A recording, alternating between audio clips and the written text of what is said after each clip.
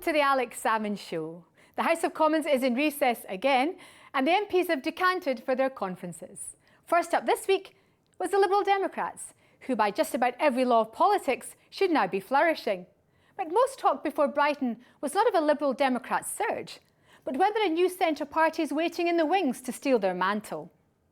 A recent BMG research poll shows that a majority would now consider voting for a new centre-ground political movement, and this majority has leapt in the last 4 months.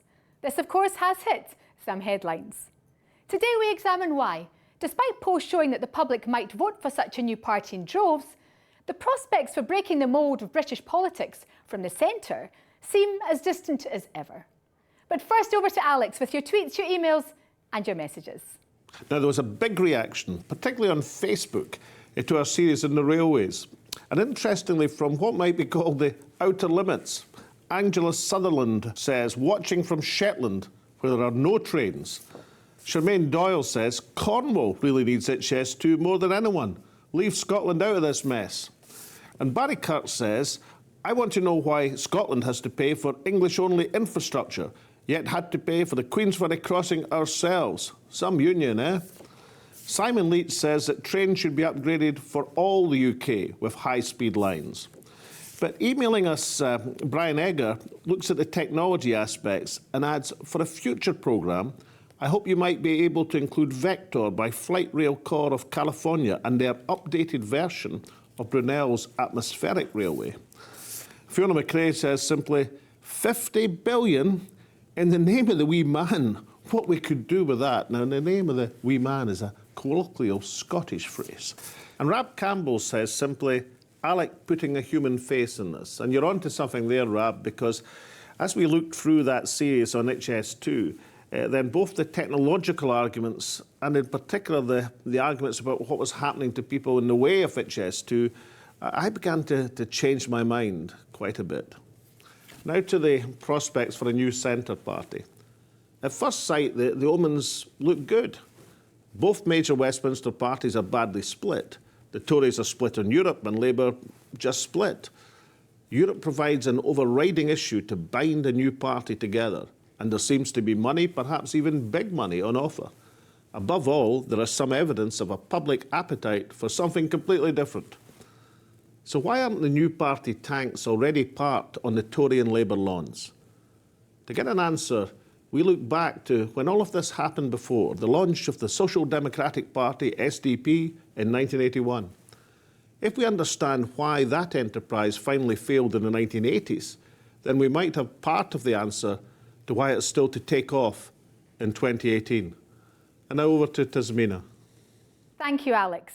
Well, we've been out and about asking people for their views on the idea of a new centre party and a people's vote. I think there's room for a lot of parties, to be honest, so yes. But I don't really, for me, most of the people that I know, they're not represented by any of the parties. Most of us just have our own opinions about different issues, and ideologies tend to lock people in. So yes, because I would like to see more issue-based parties and people that just have an opinion on one thing, and then you can get around that rather than a whole ideology that tries to put everyone in boxes and with labels and this sort of stuff. The SDP failed. It doesn't mean that there's not room for someone to do it better than they did. It was made clear that the first vote, as I understand, was going to be the vote, and you can't keep going back to the same thing time and time again. If you don't accept the first vote, then people don't have to accept the second vote. Then you have a third. There's no end to it. Because we've decided once, and that's enough. Once you had a referendum and it was more to leave than to stay, no, we don't need to. Now that people understand what Brexit's actually going to cost the UK financially and commercially, I've always felt that the European market will collapse and that it's better to be in it, working your way out of it, than leaving and letting someone else mop up the rubbish. There's certainly room. Whether there's the appetite, I'm not sure. We tried it a few years back and that didn't seem to work. But I can't see the Tory party holding together for much longer. So I find the future very difficult to predict at the moment. Back in the early 1980s, some 30 Labour MPs rallied to the banner of the Limehouse Declaration of the Gang of Four. But the fledgling party could only attract but one sitting Tory MP. However, they had their sights on attracting others. Among them, a young Plaid Cymru MP from Carnarvon, David Wigley. Now still in Parliament, Lord Wigley of Carnarvon tells Alex what happened, why he didn't jump ship, and why the SDP finally went down with all hands. David, welcome to the Alex Salmond Show. Thanks very much indeed, Alex. I want to take you back to the dawn of the 1980s and the emergence of this new party then, the Social Democratic Party. What's your memories of that explosive political event? Well, of course, it was an event in its own right. Very different circumstances to those that exist now. You had Roy Jenkins and Shirley Williams re-emerging into politics. Both Shirley had lost her seat in 1979, and of course Roy Jenkins was outside politics. There was a gap in the middle. The centre ground was available. Thatcher was leading from the right, and she, of course, was a very strong leader. So there was no question of the Conservative Party breaking up. The Labour Party, being led by Michael Foot, who was a lovely person, but was regarded as being well to the left, although not quite as far left as Jeremy Corbyn, possibly. But nonetheless, there were unhappy people, particularly in the Labour Party, who were looking for a new home. Many of them, of course, under threat, a similar background to what's happening today, under threat of being deselected in their own constituencies. And that's where much of the support came from. So you had an unpopular Conservative government, but a fragmented opposition not taking advantage of the government's unpopularity. So that's similar to today. Now, you were a young member of Parliament in these days. Did the new SDP make approaches to recruit you to the ranks? Well, I did on one occasion. I think it was known before I became leader of the party that I was a little unhappy with some of the directions that my own party was going in, but I had never, in my wildest imagination, thought of joining them, but I was approached by David Owen.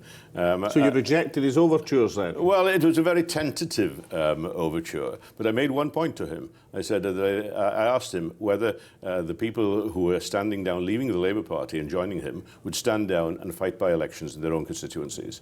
And when he indicated no, I thought the game was over, because that is critical. You've got to have the confidence that you have the support of your own constituents. Had they done that and had a mini general election, perhaps 20 or 30 of them doing the same thing the same day, and had they won a good number of those seats, then that could have been very interesting indeed. So the SDP enjoyed initially an alliance with the Liberals, fairly spectacular opinion poll ratings, but then disappointed when it came to the actual general election, winning lots of votes, but very few seats. Yes, well, that's, of course, the reality of the electoral system that we have.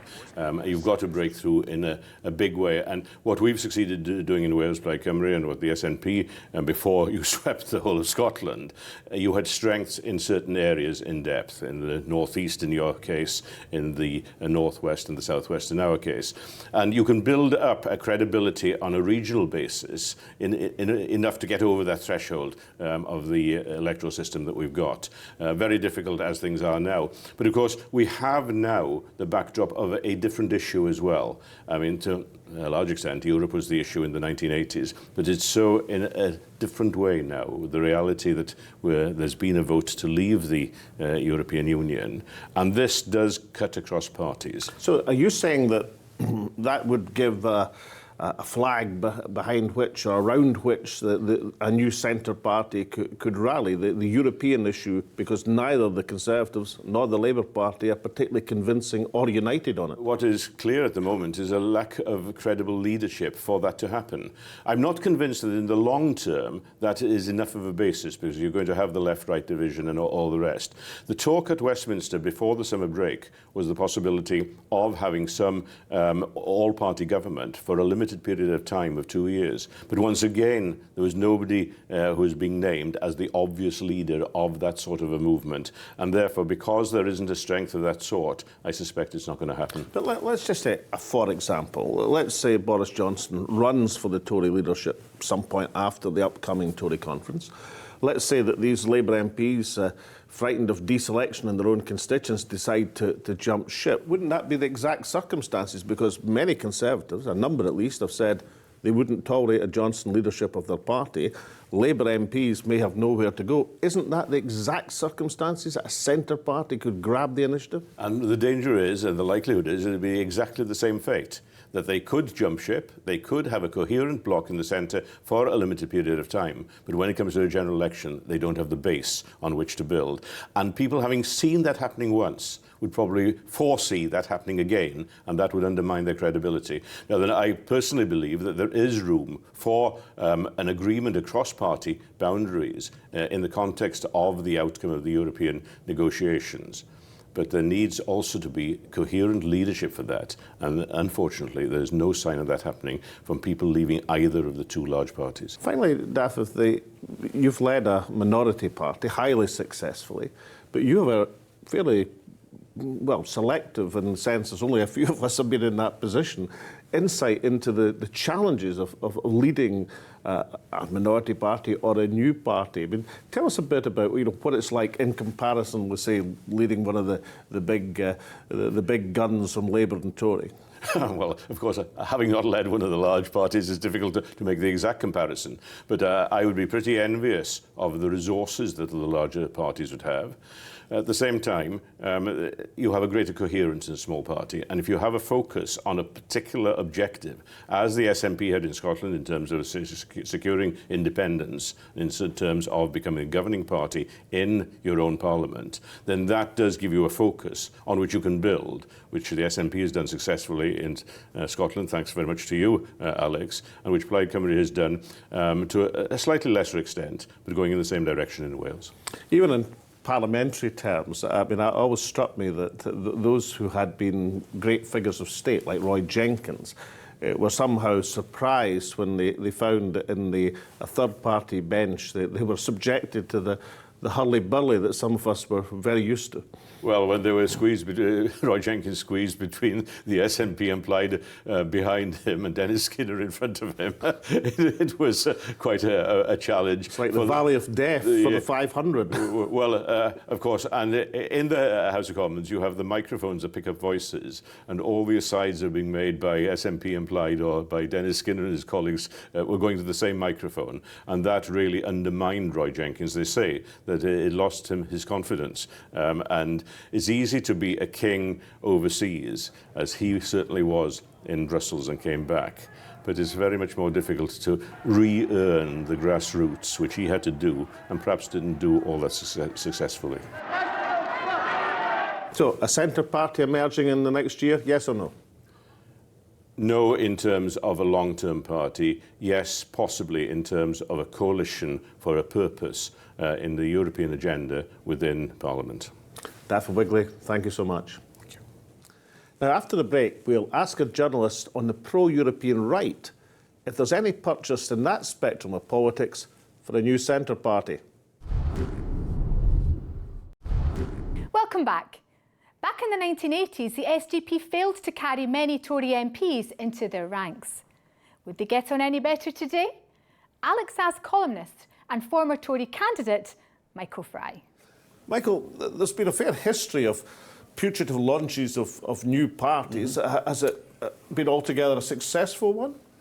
Well, I think the very concept of a centre party is too namby-pamby and really empty of content. I mean, all sides of politics, they have a spectrum. So in the, on the Conservative side, you go from the sort of cuddly Christian Democrats of Angela Merkel over to the populist movements, the almost fascist movements that are rising in Europe today. On the left, you go from from Maduro's Venezuela over to the even more cuddly Danish or Swedish Social Democrats. So every political tendency has this spectrum from left to right. But every political tendency also has some core ideology that moves it and on which it rests. So just to be a centrist as such, I don't think it fulfills this criteria. I mean, you just try to take an average of everybody else. And I don't think that's going to work. But isn't there one aspect just now which might be the key for success for a new centre party, and that is the European issue? that the European issue, which even many right-wingers like yourself are deeply unhappy with the move against Europe, might that provide the glue which can stick a centre party together? So what is the centrist position between Leave and Remain? There is no centrist position. You can't be half in and half out. Well, Theresa May wants to be half in and half out, but the Europeans won't have it. So, as I say, I think centrism as such remains so devoid of content that it's not going to work. It's not going to take off as a political philosophy. But if a new party was launched this autumn, early next year, with substantial financial backing, defections from both the Labour Party and the Conservatives, with a firmly pro-European platform encompassing the Liberal Democrats, wouldn't that stand a prospect of success? Well, thank you, Alex, for that excellent description of the Social Democratic Party, which was launched in 1981. And where did that go? It went straight downhill. And I don't think... Not straight downhill. It went to 50% in the opinion polls before it went downhill. Well, OK, but where is it now? It no longer exists. If you're going to have a centrist party, I mean, you want it at least to have a life of, say, half a century in order to make some impact on British politics. And I don't think that this centrism that's going around at the moment is capable, is strong enough, is firm enough in its beliefs to create such a prospect. So what you're saying is, as a convinced right-winger, even though a pro-European one, you're not going to be attracted into the ranks of a new centre party? I like parties which are full of men and women, of guts and spirit and conviction. And I don't think this new centrism fulfills those criteria. Michael Fry, thank you very much. Thank you, Alex. One essential ingredient for a centre party would be the full cooperation of the existing party of the centre, which itself emerged from the days of the alliance between the old Liberal Party and the SDP, the Liberal Democrats. But party leader Vince Cable started his conference by ruling out a new party. Alex asked former Liberal Democrat presidential candidate Lembit Opik why the Liberals are once bitten but twice shy. Lembit Opik, you have particular views on the potential for the emergence of a centre party. I mean, surely all of the auguries are correct. All of the circumstances which would make that likely are actually happening before our eyes. There are two driving forces. A disenchanted Conservative, mainly Remain group in the left of the Conservatives, and a very disenchanted right in the Labour Party as well. Now, somewhere in the middle we've got the Lib Dems as well, but the real driving force, I would say, is those individuals who feel that the Conservatives and Labour simply aren't for them. We've seen this before. That was how the SDP emerged a long time ago. And then, really, the Lib Dems were a product of a merger in themselves. Would it require a catalyst, something like a successful Boris Johnson assault on the Tory leadership this autumn? Does it require something like that to take people over the line? Yeah, it's like nuclear physics. It needs an energy source to make the change. Now, Boris Johnson could be that energy source, because if he gets elected to the Conservative Party, there's a whole bunch of Conservatives, no doubt dozens of them, who will say this party is not for me. At the same time, you've got a disillusioned Labour Party, which might then decide that the breakaway Conservatives are close enough to their right-wing views in Labour to form some kind of a nucleus. So yes, you're right, there needs to be a catalyst, and that could work for both parties at once. Now, of course, this all happened before. If we go right back to the early 1980s, that parliamentary nucleus was formed. Some 30 MPs from the Labour Party, one from the Conservative Party, but added to a dozen or so Liberals at that time, gave a substantial parliamentary wedge back in 1980-81. Is that the sort of thing that could happen again? It could. There have to be two driving factors then. Number one, massive disillusionment amongst the public with the old two major parties, Labour and Conservative. We are sort of in two-party politics at the moment. And secondly, it has to be driven by very forceful characters. That's what we had with the SDP. And of course, at that time, back in 1980, we had 4 former cabinet ministers who were leading the charge. That was Roy Jenkins, David Owens, Shirley Williams and Bill Rogers, all well-kent public figures.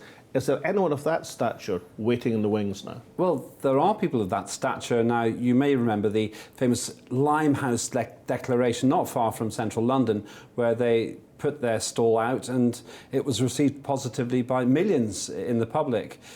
But it would take those who haven't given up completely in their existing Conservative and Labour parties to make the move.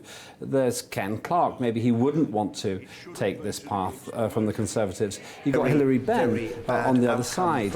But those individuals might be waiting for a change within the established party. It's a long, lonely walk into a new party when you've already got hundreds of years in the case of the Conservatives and over a century in the case of Labour to walk away from. And of course there was another key ingredient back in the 1980s. In David Steele, the Liberal Party had a leader who was waiting for that opportunity. He carried his party with him. Would that happen again? David Steele was clearly a third alternative. I was in my teens and I remember thinking this is an impressive leader, but the public liked him without voting for him. David Steele was popular with the public but didn't command enough votes to make any real difference to the party's fortunes.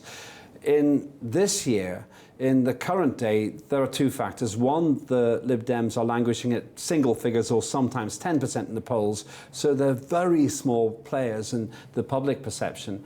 And secondly, there's a big scar internally from the coalition between the Lib Dems and the Conservatives. Now, that wasn't a merger, but it served as a merger and threw the Lib Dems from 57 seats down to 8 in the 2015 election. The activist base hasn't forgotten that. But surely a formation of a new party in cooperation with the existing centre party, the Liberal Democrats, is not the same thing as going into a coalition with the Tories. I mean, surely Liberal activists, grassroots members are able to distinguish between a parliamentary governmental coalition and the emergence of a new political force. You're right, a Conservative Lib Dem alliance which becomes a party isn't the same as a coalition. It's worse because at this point, not only are you in a marriage of convenience, you're a marriage for the long term. And if, for example, the numbers dictate that 20 or 30 Conservatives join just 12 Lib Dems, and who knows how many from Labour, the Lib Dem activist base will say this is the end of us, not least because for many Lib Dems, by the end of the coalition, it was anathema, and the party says we don't want to go anywhere near the Conservatives. If it was just Labour, as it was in the early 1980s, that's more tolerable. The party is traditionally more left-wing. There's moved a little bit to the right because of Nick Clegg, but that right-wing agenda, which is bound to come in with even left-leaning Conservatives, is going to cause a massive rift and potentially a split in the party itself. Surely, from a Liberal activist point of view at the present moment, with the party not moving in the opinion polls much, I mean, a few local by-election successes, but no sign of a breakthrough any time coming soon, the attractions of a major impetus for forming an alliance with an emergent centre party with all the gloss and bubble that would give the public would have certain attractions, wouldn't it? Wouldn't a strong leader be able to carry the party with him? Who could do that? Vince Cable comes from the Labour side and wouldn't have much gravitas with a Conservative-based agenda. He'd have to go to the right. And secondly, there are two options here. The Lib Dems can wait, and it can be a long wait. It's been decades at times to be a Liberal. It's a function more of hope than expectation. But waiting is different to giving up.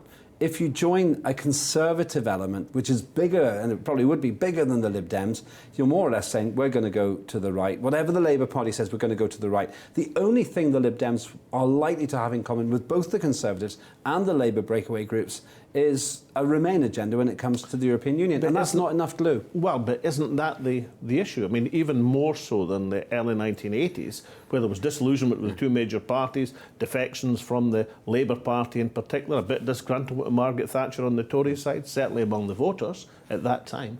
But now there is this overriding issue as well, the European issue. Wouldn't that be the glue which would stick this new centre party together? Maybe for a while, but when Brexit is over and it rains, that dissolves the glue. What happens in 10 years' time, 20 years' time? The Lib Dems have sold their soul into this pro-Remain coalition, or if you want to call it a party, it will be a loose coalition, but it's really a rainbow party. And then you get the left and the right arguing, and the Lib Dems somewhere trying to be the third point in a triangle. It's down to the numbers. The Lib Dems could absorb a couple of Conservatives, a couple of Labour, but then they'd want to carry on being called the Lib Dems. If the name changes, the Lib Dems go, and a couple of 100 years of tradition just get washed away. The activist base probably wouldn't like that. We'll pick the Oracle. Let me have your forecast. Is there going to be the emergence of a centre party this autumn? Yes or no? No, not this autumn, but next year there will be breakaways when Brexit goes through. Fascinating stuff, Lambert. Thank you so much. Pleasure. Thank you. And so, as we have seen, the prospect of a new centre party has been greeted with cross-party raspberries. Last week, even ex-Prime Minister Tony Blair ruled one out. Now, that in itself may not be damning, but it does provide a further indication there's none of the buzz and expectation which greeted the launch of the SDP way back in 1981. And yet so many of the ingredients for change are still there. There is reportedly big finance for such an enterprise. 2 Labour MPs have already resigned the whip, even with no ship to jump onto. Many more might follow. A successful Tory leadership bid by Boris Johnson might send up to a dozen Tories into the arms of a new party. The Liberals, hostile for now, could still be won over if there was a serious prospect of parliamentary relevance. In this social media age, a real political force can break any electoral mould. In 2011, the SNP in Scotland won an absolute majority of seats in a PR parliament, and in 2015 swept the other parties aside under first past the post. In 2016, Donald Trump defied the odds to seize the presidency through an electoral college, and Emmanuel Macron followed suit under the French runoff voting last year, leading a new party of the centre. If such a variety of political revolutions under a variety of systems can sweep the boards in France, America and Scotland, then why not in England? And polling indicates the potential, at least, for mass support for a new party born out of mass disillusionment with the current offerings. Europe could be the defining cause to galvanise opinion, an issue fundamental enough to cleave political parties apart and leave a sufficient gap for a new party to flourish. As of now, that energy is being devoted to the call for a people's vote, cross-party cooperation to sort out the Brexit bourach. However, it may be that only an election, and therefore only a new party, can truly break the Europe logjam. But one factor is less propitious than 1981. Back then, there was an obvious leader in Roy Jenkins, former Home Secretary, former Chancellor, former European Commissioner, even if David Owen did not eventually find it quite so obvious. There is no such figure today, within or out with politics. And without that leadership, this opportunity for a revolt from the centre is likely to slip elusively by. In these circumstances, as Yeats reminded us, things fall apart and the centre cannot hold. And so in times to come, this present talk of a new centre party may be remembered only for the number of inches it provided for journalists, bored of writing desultory columns about Brexit. From Tasmina and me and the rest of the crew, it's goodbye for now.